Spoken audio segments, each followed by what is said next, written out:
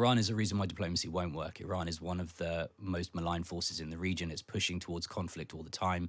It's pushing its proxies from Iraq and Syria, who have been firing at Israel throughout since October 7th. And Iran has been a malignant force throughout, and including on October 7th itself. So the answer is not going to come from there. The answer will come, I think, when Hezbollah is faced with a choice between being responsible for the people of Lebanon and being responsible to its paymasters in Iran. We've often talked about the Israeli assault on Hamas that has left thousands dead. 116 Israeli hostages are still unaccounted for.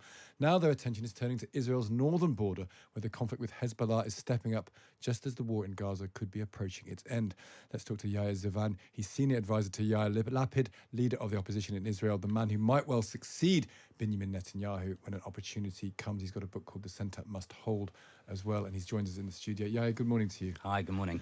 Before we get into the politics, just your thoughts on Lebanon and what might be happening there. Is there a chance that as the war in Gaza somehow comes to a pause at least, or a ceasefire, there could be active... I know there's been violence, there's continual rocket fires coming from Lebanon by Hezbollah. Could that become a hot war, do you feel? Yes, certainly the risk is there. I mean, this morning there have been non-stop sirens in northern Israel as Hezbollah has been bombarding northern Israel with rocket fire, with drones all morning. So it's already a hot war, and it's already at risk of escalation.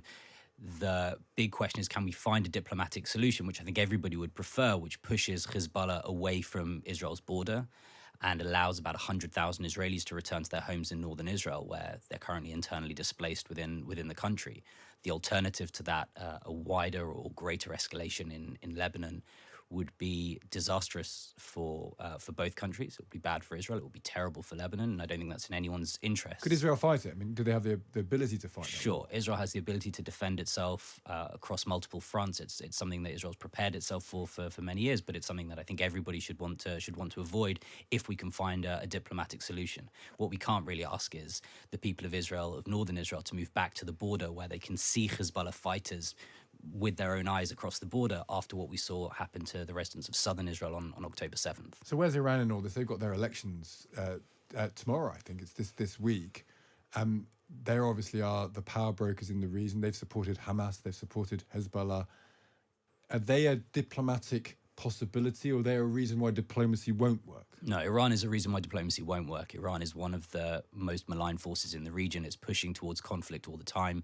It's pushing its proxies from Iraq and Syria, who have been firing at Israel throughout since October 7th. And Iran has been a malignant force throughout, and including on October 7th itself. So the answer is not going to come from there. The answer will come, I think, when Hezbollah is faced with a choice between being responsible for the people of Lebanon and being responsible to its paymasters in Iran. If it chooses a path of being responsible for the people of Lebanon, they will do everything to avoid an escalation. How do you make that happen? Because they've been firing rockets into northern Israel for the last several years. Well, so since October 7th, Hezbollah launched its own attacks on Israel. So the rocket fire has been consistent. There's actually been more rockets and missiles and drones fired from Lebanon into Israel than from Gaza since October 7th now, I think. So the way you make that do that is diplomatic pressure, an understanding of what the cost will be, domestic pressure in Lebanon, I think from the Lebanese people who have no interest in Hezbollah's war necessarily. And that's the way to try to find a diplomatic solution. The Americans are working on it.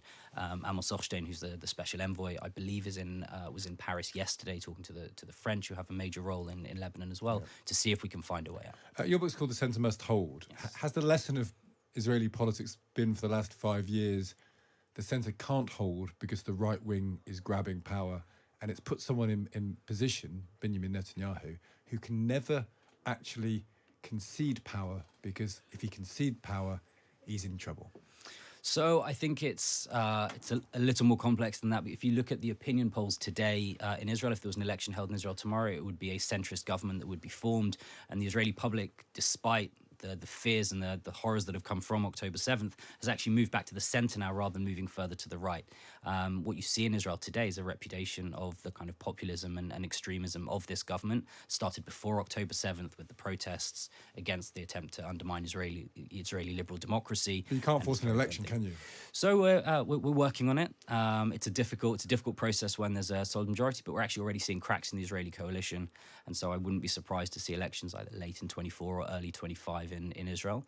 It's difficult to predict Israeli politics, as you know, but I wouldn't be surprised if that's the case, and we'll keep working on it because we need a centrist government. And do you need the war to end with Gaza before that happens, or will that be a consequence of there being a change in government? No, I don't think we need for the war to end before elections happen. And when the current coalition makes the case that you can't change government in the middle of the war, we give a very British example that actually you can, and sometimes it's definitely the right thing to do. So I don't think we need for the war to end. We actually desperately need a government that will present a longer-term vision strategy for Israel and for the wider region. So just find is there people lots to come on this program? We talk about this area a lot. Is there cause for optimism? Is there cause that peace some form of peace coming out of Israel, and then with Gaza, and then with Lebanon as well? Is there any optimism? So in this book, In the Centre Must Hold, one of the things I talk about is the difference that Rabbi Jonathan Sachs, the former chief rabbi of Great Britain, talks about the difference between optimism and hope. So optimism is passive, but hope is active. Hope is the belief that we can make things better if we get out and work on it and do it. So yes, there absolutely is. We just have to go and make it happen. Well, that's a good message to leave on. Yair, great to speak to you. Thank you for joining us. Thank you very much. That's Yair Zivan there. He's a senior advisor to Yair Lapid, leader of the opposition in Israel, and the book is called The Centre Must Hold.